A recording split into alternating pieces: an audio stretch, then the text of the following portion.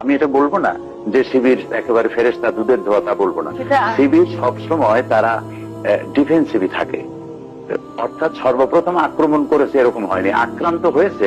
তো আক্রান্ত যখন হয়, কেউ যদি আমাকে মারতে আসে, তখন আমার সেলফ ডিফেন্স নেওয়ার অধিকার আমার আছে। তো আমি মারতে গিয়ে তখন তার স্কেল দিয়ে মাফিয়া মারা যাবে না, যে কোন জায়গায় মারলে মরবে না, কষ্টও পাবে না, আস্তে করে মারা যাবে, এরকম তো হয় না। যখন মারামারি হয় তখন তো একে অপরের প্রতি প্রতিশোধ নিতে চেষ্টা করে। ইসলাম তো শান্তির ধর্ম, শান্তির ধর্ম। কিন্তু কোরআন শরীফ আল্লাহ তাআলা বলে দিয়েছেন যে হাতের বদলে হাত, পায়ের বদলে পা, চোখের বদলে চোখ, জানের বদলে জান।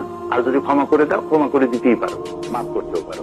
এটা ঈসা আলাইহিস সালাম যেমন বলেছেন, কেউ যদি এক থাপ্পড় মারে তাহলে আর এক গাল কেটে দাও। মুহাম্মদ সাল্লাল্লাহু আলাইহি ওয়াসাল্লাম তা বলেন নাই। শরীয়ত ভেরি করেছে, এখানে এসে শরীয়ত পূর্ণ হয়েছে।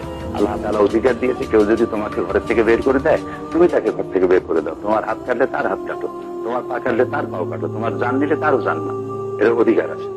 তো সেই জন্য শিবির যে হাত পাও কাটে, এই কথাটি সঠিক নয়। এটি একটি ব্লেম, এটি একটি কি বলবো, একটা ষড়যন্ত্রমূলক অপপ্রচার, যাতে করে এই সংগঠনের কাছে ছেলেরা মেয়েরা এসে যাতে দিন শিখতে না পারে, সেজন্য একটা প্যানিক সৃষ্টি করে।